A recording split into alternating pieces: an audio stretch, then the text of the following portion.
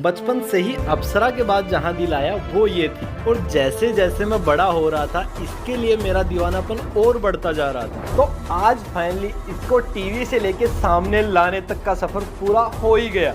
वैसे तो मैं बहुत सख्त हूँ, लेकिन इसकी 5000 सीसी V8 इंजन की आवाज सुन के मैं पिघल गया।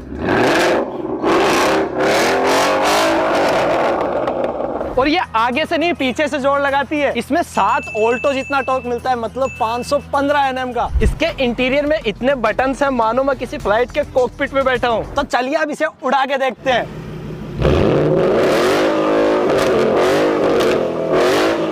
बाकी आप कमेंट में बताओ इस मसल कार का प्राइस क्या होना चाहिए।